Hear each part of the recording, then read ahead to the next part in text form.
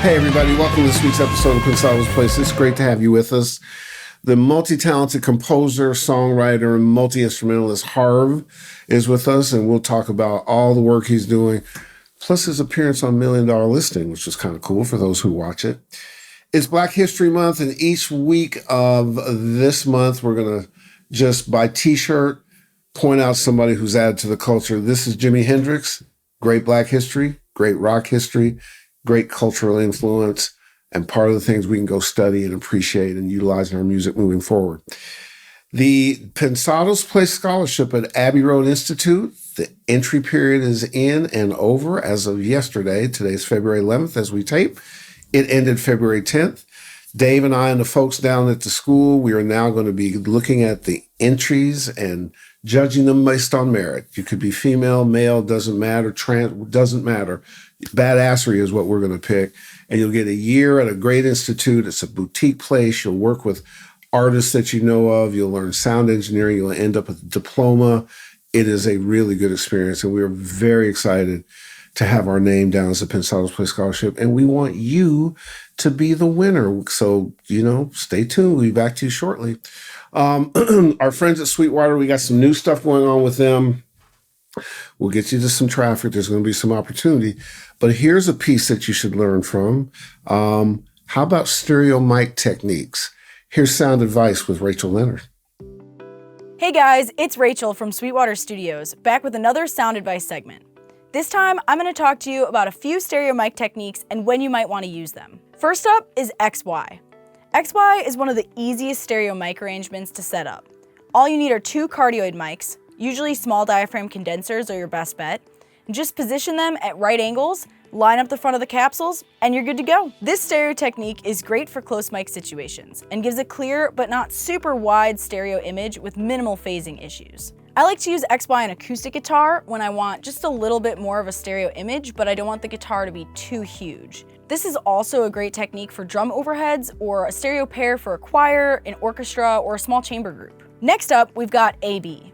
AB uses two cardioid or omnidirectional mics spread out to pick up the space while avoiding phase issues. This setup gives you a nice sense of separation, but if you want to increase that separation and add even more phase protection, you can add a baffle between the mics. In especially wide spaces, you can add a center mic to fill any holes in your sound. AB is great for drum room mics or to mic an ensemble. When I'm miking a large ensemble like an orchestra, I'll typically put a pair of XY mics in the center of the orchestra and then use an AB pair on the outsides of the stage to pick up where the XY pair can't reach. Our third mic technique is mid-side. Mid-side's a great way to process the sound from the center of the room differently from the sides of the room. To set up mid-side, you need a cardioid mic and a figure 8 mic. Set up the cardioid mic facing your source, and then set up the figure of 8 underneath the cardioid mic with the null point facing the source and the sides facing out. Once that's all set up, you'll need to take a couple extra steps in your DAW to get the best results. First, duplicate the side mic and flip the polarity. Then pan these mic tracks to the left and the right. When you combine all these mics together, you get a stereo image that has the mid plus each of the sides separated out. This gives you the ability to process the sides independently from the center. As you add in more or less of the side mics, you'll be adjusting the stereo width. With mid-side, you also avoid phase issues entirely because the two side signals are from the same mono source. This means when you sum them down to mono, they cancel each other out. I like using mid-side for drum room mics or really anything where I want separate control of the center versus the sides of the room. The last mic technique for today is Bloomline. Bloomline is a lot like XY, but with more stereo separation and also more room sound. Set up two figure 8 mics at right angles with the capsules as close as possible to each other. To really get it perfect, there are some stereo mics that are already set up this way. Since the figure 8 pattern gives you great off-axis or side rejection, these mics pick up an almost completely isolated stereo field. Like most of these other stereo mic techniques, I love Bloomline for drum room mics, but it's also great for piano, orchestras, or ensembles, as well as full band setups. That's it for this week's sound advice. I hope this gives you some ideas or inspiration to creatively use stereo mic techniques in your next recording. I'll catch you in the next one. Great info from Rachel. You should definitely use it. You can also click this link below for a detailed guide on the stereo mic techniques that she references. So go right here, click on it, and it's all there for you to learn from. Please hit us up on our socials on all platforms at Pensado's Place Will Work. Like, subscribe, click notify so we can get back at you. And now, without further ado, he's out on tour, but we got him beforehand.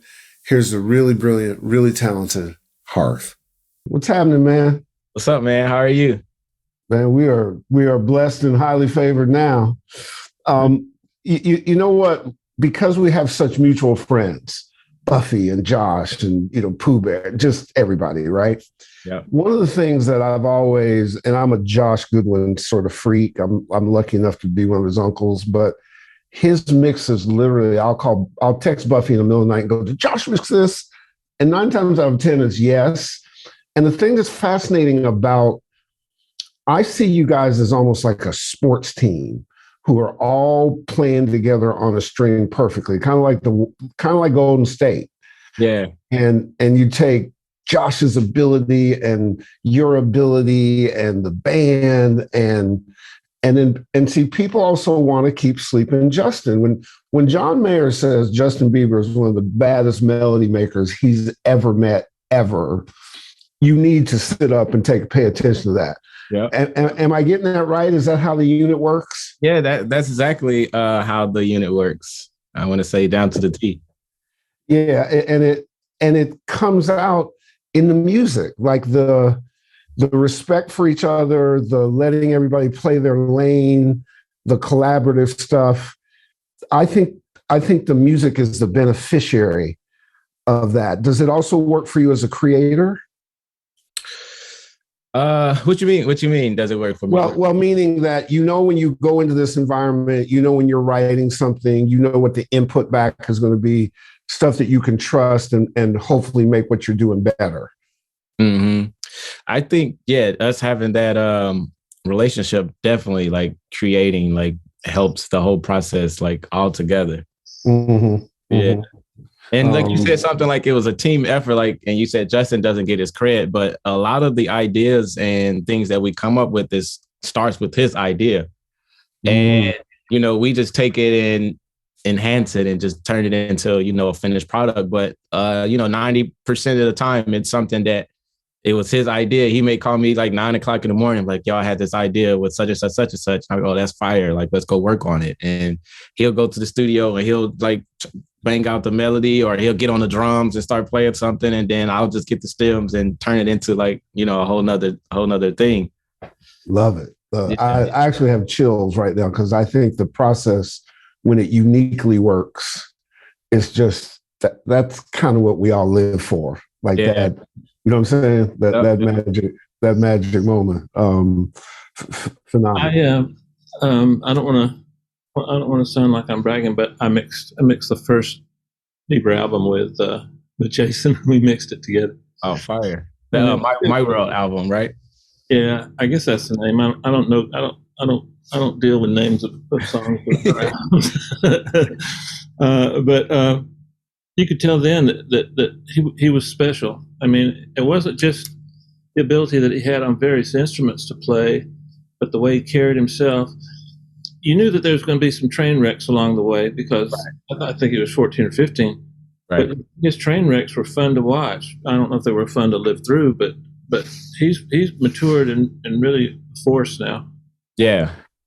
And Harv, how did you get in the mix?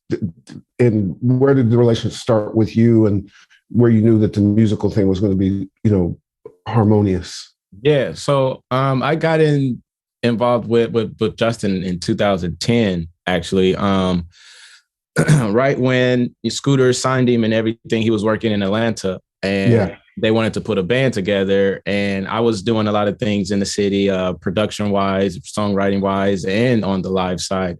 So one of my mentors at the time, a guy named Tommy Martin, an awesome guitar player, like a Atlanta legend, played with Madonna, played with like so many different acts and stuff. So he called me and was just like, yeah, I'm putting a band together for this kid out of Toronto named Justin Bieber. And I was just like, I knew who Justin was, because I was working with the artist around the same time that Justin was doing like radio shows like Wango Tango and all those radio shows. Sure. And I was working with a artist, and I would go and watch Justin's set.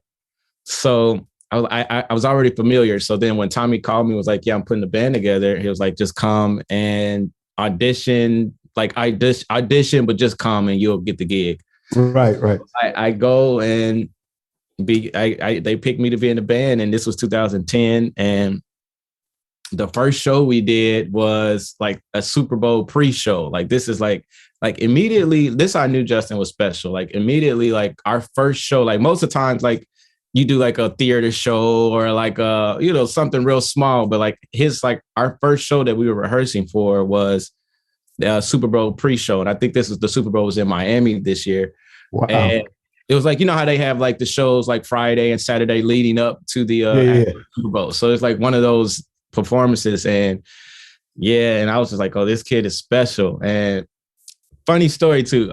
So the same call Tommy Martin called because they didn't want to hire background singers because they couldn't afford it in the budget. So it was like, can you play bass? Because me touring, I played the bass guitar on stage. Yep. And he was like, can you play bass and sing? And I was like, yeah, I can play bass and sing. I can't play bass and sing to save my life. Bass is the hardest instrument to play and sing at the same time because it's not on a syncopated beat. Like guitar and piano, everything is strummed down and piano is down. But the bass is like we're in those little pockets. Around, so it's kind of hard to think, sing, and then play bass. So I lied right there, and then so after that, after the Super Bowl show. The following week, we're going to London to do something. And it was like, you have your passport, right? I was like, yeah, I got my passport. No passport. So immediately I rushed to after I hung up the phone, I rushed down to the post office, like expedited my passport, got that in like 2 or 3 days. And then was in the mirror practicing Baby, trying to play the bass, And sing. like backgrounds. And luckily, they never really like made us sing background, but like that was just a funny story. And I got to tell you that for our audience, we'll call it creative license. You're going to come up with times in your career where you got to step over that edge and find a thing. I won't tell it now, but I did that with Quincy Jones and a number of things, and they become markers in your career along the way. And it's the gut feel, like it's like it comes up, and you just got to say, "Got to go with it." You got to go with it. Yeah, absolutely. Your part of what feels like, and I don't know this, but when you were coming up, was church a part of your music learning thing? Oh, yeah. It feels that way to me. Yeah, church was a big part of my music learning. So my mother always had me and my brothers in church. I have two older brother and a younger brother. I'm the middle. And all of us play instruments. And my mom is, till this day, the minister of music at the church that we grew up and choir director. So like that was every Sunday night, because we had 2 services, what I'm saying? Thursday, choir rehearsal, Wednesday, Bible study, but we still had to go.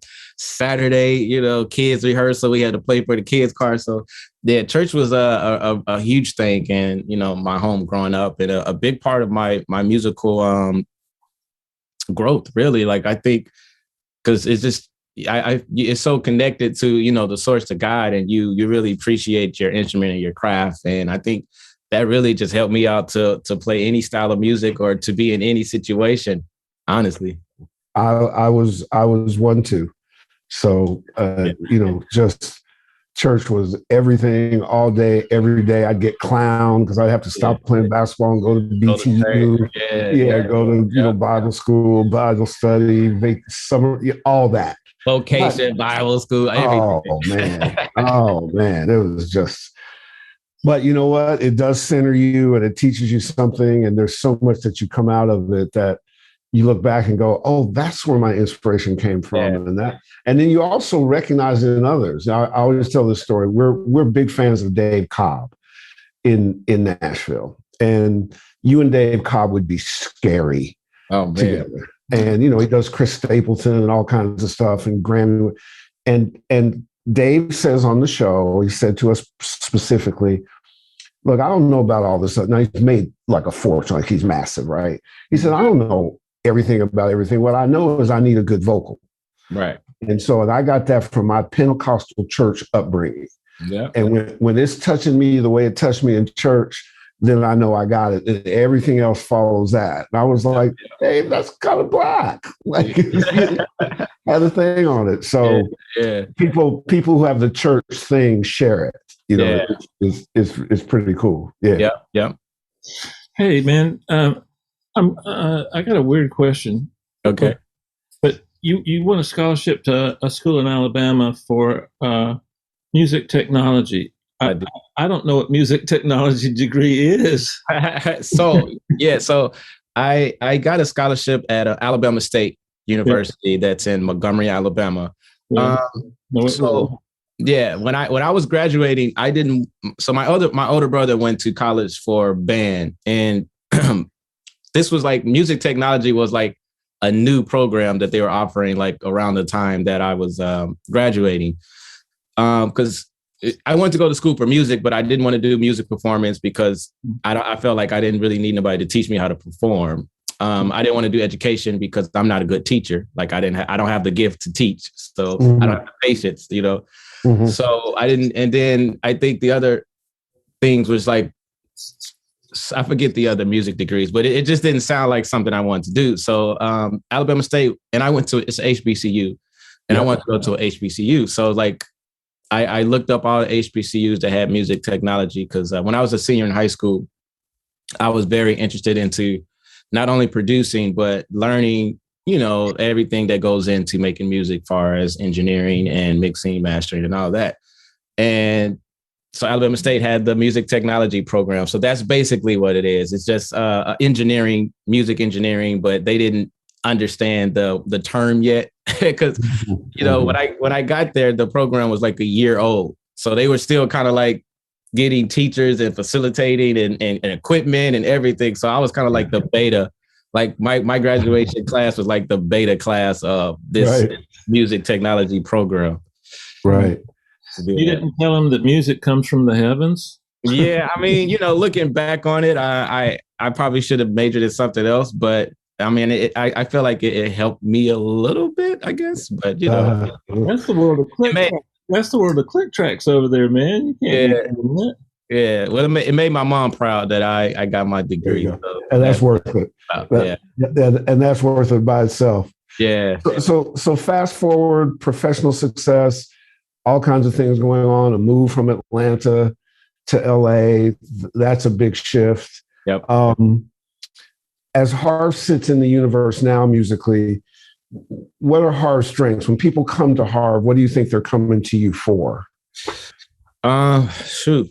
I think, you know, and with any artist or anything that anybody comes to me, they're coming for originality. Like, I think because like I'm a musician and I can do so many different things when it comes to music. And I think I know how to bring the best out of any artist at any given place. Like you can put me in a room with, you know, the biggest hip hop star. And I feel like I can bring the best out of him or her, or the biggest pop star, the biggest R&B, is because I feel like I'm so well-rounded in my music and my respect for music and understanding for music that I would just bring the best out of whoever I work with. And I also think too, that you can tell me if I'm wrong, I also see you as an artist. Yeah.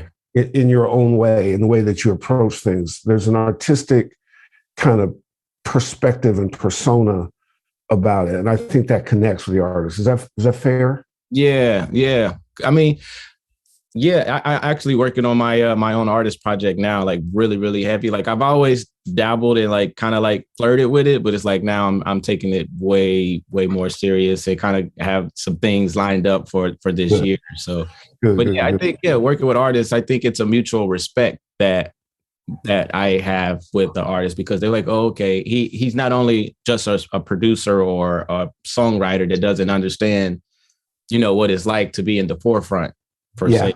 So I think that, you know, I think I have something there that allows, you know, artists to feel comfortable working with me, and we just have that mutual understanding.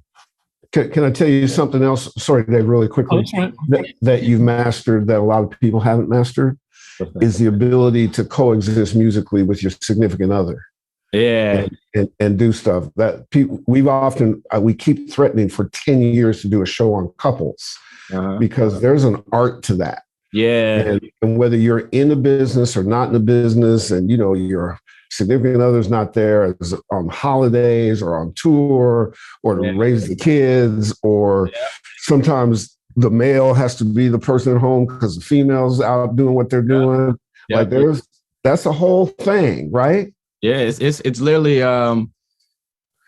one of the best and hardest things I've ever had to not overcome, but just understand, you know, especially like you said, for that statement alone, he was like, the male has to be home. And it's like, in most cases, that's never the, you know, the situation. Most of the time, the guy's out working and but in like my situation, like, you know, Felicia, she may be gone like 2 or 3 months, and I'm just like at the house, like, when you coming home, babe? You know, like, right. Like, how did this turn around on me like that? You know, but I love it because we just have an understanding, like it's like a crazy understanding that we have for each other, because we both have the passion and we're both ambitious, and so we just have that understanding that we know what it takes to be successful, and we have goals and things that we want to accomplish. So we just support each other in everything that we do. One of my favorite songs that you've been involved with is Peaches, Usher. And how did that come together? Because I've always been curious to sit in, and I've never been able to sit in to a session where there's multiple stars. And so it's got Usher, I think Ludacris is in there, Snoop. Yep. And so did you come in after everything was finished, or were you there during the production part? Yeah, so that's the actual remix right there. That's the Peaches remix that you're saying. Yeah, so, I love the remix. Yeah. So that happened because so my like best friend Tate James, who is now he was started the band with me with Justin. He was Justin's DJ, but now he's Justin's A&R. Wow. So after the original Peaches was out and it was doing well, was like, let's do a remix. And like, this is literally how we operate now. It's like me, Justin, Tate, or whoever, Josh, we all sit down and we're just like, yo, who could we get? I'm like, oh, well, we love Snoop. We got to get Usher. You know what I'm saying? Because to make it Atlanta, let's make it like Atlanta thing. And so you got it. Atlanta. Yeah, you got Peaches down in Georgia. So like, okay, cool. We got to get Usher. We got to get Ludacris. So we sent them the song, and they all sent their verses back. Usher's verse, Felicia actually wrote, Felicia and Fallon. So my wife's a twin. So her twin, her and Fallon, they wrote they wrote Usher's verse. And then so Usher cut the verse, sent it back, and then we just put the verses in order that we wanted to go, and then that's that. Wow. Got it. So what did forgive me, but I haven't listened to the original yet. I just love the remix. That's all. The remix. Yeah. It's like eating the icing on the cake first. Who cares about the cake? I want the icing. Through the cake. How much did you change it? Not that much. We just arranged whose verse went first. I think on this version, Luda's verse, I think, goes first. I can't remember who was first, but we just kind of arranged like whose verses went first. But I didn't change the production at all, really. I want to keep it the same because the song was doing so good already. Like why why mess it up, right? I mess it up. Yeah. What DAW do you use? Ableton. Oh, you're Ableton guy. Gotcha. Ableton for tracking and composing, and Pro Tools for vocals. Got it. And do you have your set of mixers who you trust with your stuff? Do you do it yourself, or? Definitely have my set of mixers that I use. I've been using this guy, Mark Parfit. That's awesome. He's getting in the mix now with Josh as well. He's cutting some Justin stuff. One of my good friends, Quick, Faraz Crick, is an amazing mixer and engineer as well. So yeah, I definitely have my two guns. Okay. Oh, we need to meet them. I don't think I know them. I got to know the hot ones now. Yeah. Oh yeah. They're really up and coming. Like, to me, they're like the next level of next phase of the engineers and mixers that I think that's going to really do some damage. Are they in LA? Both of them are in LA. Okay. Yeah. Tell them we need to meet them. Yeah. Okay. They will love that. For sure. Now it's funny when growth happens and profile happens, you just never know where the profile is going to come from. Yep. You recently on a show called $1 Million Listing, they followed you and Felicia's journey for a house, which you finally successfully did. Nice one, by the way. I was pissed at the one that got away, but I like the one that you ended up with. Yep. Was that a whole other set of attention that started coming your way because of doing the show? Yeah, the funny thing is we both get recognized more for that than we do. You know, people like, oh, that's Harv that produces or wrote this, or that's Felicia from the group Cherish. Like, they're like, no, that's Felicia from $1 Million Listening. Like, right. Like we get noticed a lot more from the show, which is cool. Like, we had a blast doing that. And the funny thing is, like, that was so James, our realtor, thought it'd be cool if we just actually did, because we were looking for houses already. He's like, yo, let's just do this on the show. So like people always ask like, oh, is this staged? I'm like, no, we were literally trying to buy a house. Like every house that we saw on that show, everything, like it was a house that, you know, we really picked out and from Zillow or whatever, or the houses that they sent us to look at. So it was kind of cool to kind of like document like us buying our first LA home on TV. Yeah. And I love that the answer and the deal finally resolved at rehearsal. Yeah. You know what I mean? Like it had like a musical coda on it, and it was super cool. Yeah. So man, when the future looks this bright, you know what I mean? Because I'm sure now with your success, there's other projects that you're working on, or the things that are coming up that you're excited about. Mm-hmm. There's so many things that I'm excited about that's coming out. And I think this year really is going to be, I know this year is going to be a huge year for myself. I have so much music, so many projects and stuff getting ready to come out.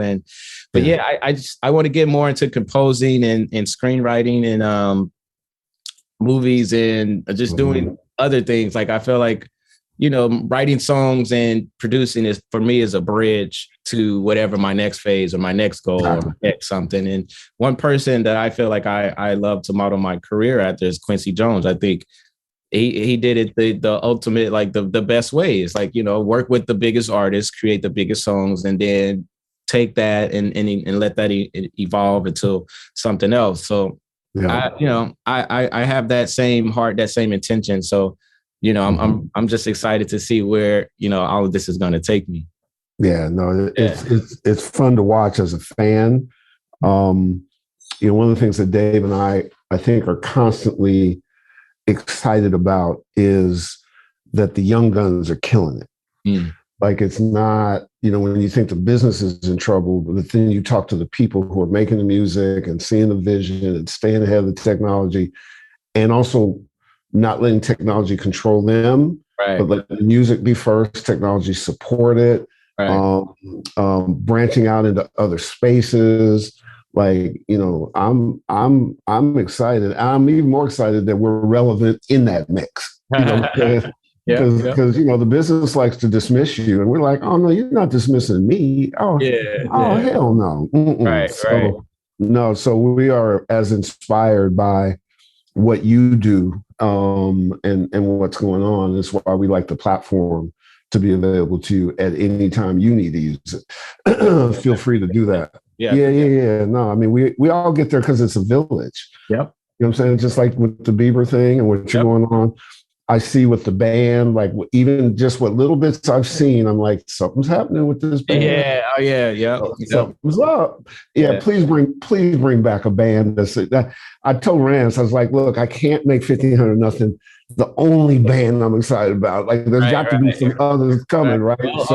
Well, we the band is definitely coming. We're actually the funny thing you say that we're actually going to Lidditz, Pennsylvania next week, and we're just going to start working on our album. So that space, they have incredible rehearsal and stuff there. We're real close to John McBride, and he's partnered with him. So again, if you ever need that hookup, done. Okay, awesome. Done. So you know, and I'm fanboying out because it's exciting to be able to say, here's where it's going, here's who's responsible, here's what they're challenging, they're breaking down walls. It's genreless, it's who knows what's going. But it is, yep. Yeah. So super cool. Yeah. Hey Harv, bear with me, but what song would you say exemplifies the best of what you do? That's also a big record for me. If you ask me that, I would say Lady Marmalade represents the best I can do. What is that song for you? I don't think I've created that yet. Well, give me the best one so far. I don't know. That's hard to say. Man. And sounds and genres and timbres and everything to put out. So I can't really say like this. You sound like a parent trying to describe which one of the 10 kids they like the best. Like, I love all 10 of them. They're all great. You know some of those kids are going to be duds. I mean, why do you love them? I mean, I don't want to say Peaches because that's. But I mean, I guess if you just want me to say a song, and the only reason I would say Peaches because there are live elements in it, and I think it's but I'm just not all live elements, so that's why it's just hard for me to say. You'll be on the show a lot, so the next time you can have a different song. Next time, yeah, exactly. Yeah. So I like Peaches. I agree with you on that one. Yeah. When you write, do you compose on bass? No, I start out with piano or guitar. Okay. What all do you play? What all do you play? Everything, rhythm section. I can play a little trombone. Oh, okay. A little trumpet. Nice. Everything, piano, drums, bass. Okay. Rhythm section I can do. So you're not real talented. I'm like half talented a little bit. Right. Just a little bit. Yeah. Now let me ask this question because I'm currently doing this as an exercise, which has been incredible. With church, so much of your beginning, do you maintain a church relationship now as part of what you're doing? Yes, but it's not so demanding schedule wise. So like I grew up in church every week. Every Sunday I was playing at church, but it's like now me and Felicia, we'll just wake up and we might just have our own little 30-minute Bible study. And that's there you go. Yeah. And plus because of COVID too, we just, trying to stay away from like large things unless we have to. Right. But like I kind of, it's for church for me is different being a musician because sometimes the lines get blurred of like, oh, you have to go to church or you have to be here because you have to play. So I did that so long in my life to where I was like, okay, I don't necessarily want to I don't want to be tied down to going to church every Sunday because I've been to church every Sunday since I was 5 years old. 100 years, right. Yeah. So, but no, it's definitely a big part. I mean, we have, like I said, Bible studies all the time. We'll tap into in rehearsal. We might tap into a worship song, and Justin will lead a worship song for like an hour or whatever. It's always going to be in me, but I just think the load of every week in church is just something that I straight up rebelled. Yeah. Once I got out, I was like, Mom, you are now not around for me telling me to go to church. Yeah. I'm gonna stay in touch with the Lord, but I am just not showing up at 9 o'clock, 12 o'clock, 1 o'clock, 5 o'clock. Yeah. And that's just Saturday. And then there's Sunday. We didn't even got to Sunday yet. So exactly. And because if I was, dedicated in that, I wouldn't have been able to tour with Justin. I wouldn't I wouldn't be able to be in the studio late hours working if I had to. So no question.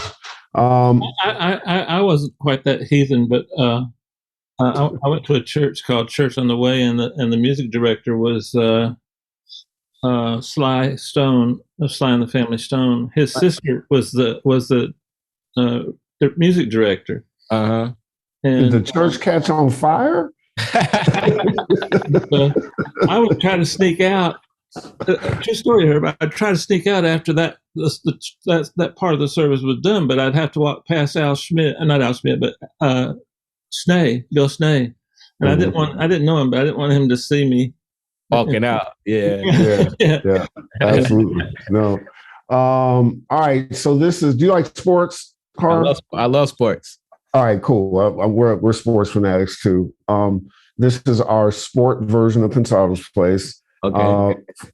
So Dave is the pitcher, you're the backer, which is why it's called batter's box, and and just knock his block off. Give him a full Atlanta brush back pitch. The whole. I'm actually from Kansas City. Oh, even better. Yeah. By the way, I lived in Atlanta longer than that little. I'm not going to say it. Yeah, I was like, where are you going with that? Yeah, I was like, hey. Yeah. No, I mean, I can call him names. But anyway, let's get going before I yeah, it's nice watching you extract your foot. Yeah. All right, batter's box, tee it up. I get my Royals batter's box there on the you mound. go. There you go. Absolutely. Fire away, Dave. One more if you can. Melodies. The most important thing to a song. There you go. Play live or play in the studio? Live. Groove.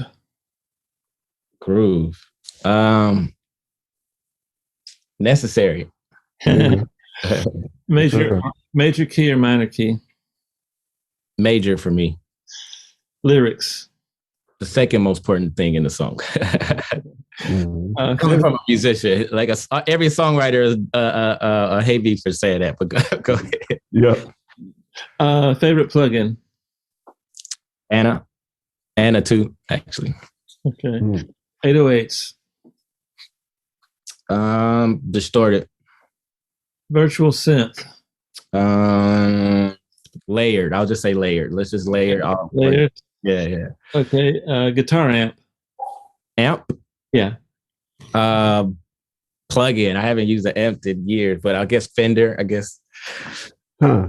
I use the Slate. The Slate guitar. All that. Yeah. Okay. I'm gonna see if you really are a bass player. Okay, come on.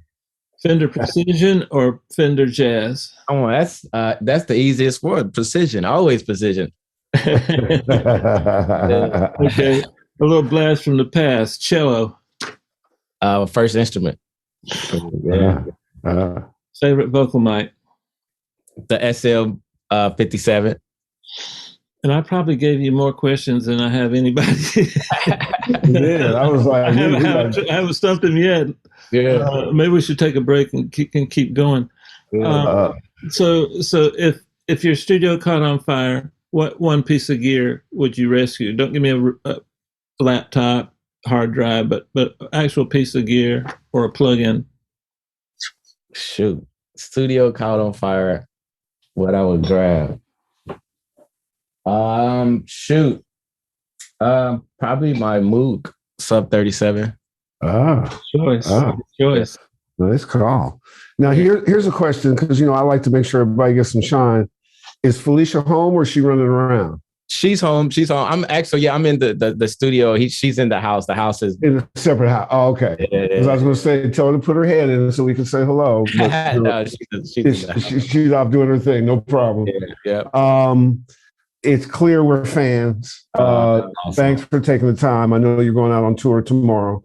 But the thing that we're most fans about is that you're making incredible music, but it's also coming from an incredible human being. And when those two things meet, it's even better. You know what I'm saying? And for our audience, one of the things you should learn is that what comes out of your soul is kind of what's in your spirit. Yep. And you want to have your spirit healthy. Mm-hmm. And then blessings follow. Yep. You know what I'm saying? It's not like bad people don't win, but they win short term. Right. You want to win long term, and that's not a religious thing. That's about being healthy internally, right? Yep. Pensado's Place is a big fan of Harv. That's for sure. I appreciate that. I'm a big fan of you guys. You guys are legends. What are you talking about? I was just happy somebody texted me like, "Hey, do you want to do this?" I'm like, "Yes." Yeah, I damn near showed up at Buffy's door. I was like, "Buffy, make this happen." And Josh got it. Yeah. So Dave, take us home, man. Okay, I'm gonna do a little bit different, Herb. Earlier, Herb said that music is in fine hands right now, and I agree with that. Herb, I've noticed that over the past 10 or 12 guests that we've had, there's a really sameness, and that sameness is just the love of music, multi-instrumentalist, multi-talented. And so, Harv, you represent the best of what's good about your generation, and the generation before you too. And I think that a lot of people are bitching about this, that, and the other, this technique, this way, this DAW, this, that. But man, music is really in good shape right now, and some of the music that's being made is some of the best that's ever been made. Mm-hmm. Problem is, some of the worst music that's ever been made is being made now too. Yeah. And so the process becomes one of filtering, and it turns out the labels weren't that bad at filtering, but we're in good shape, and you're right at the forefront of that movement. Keep it up, my friend. I appreciate that. All right. Bye-bye. We'll see everybody next week. Peace. Peace.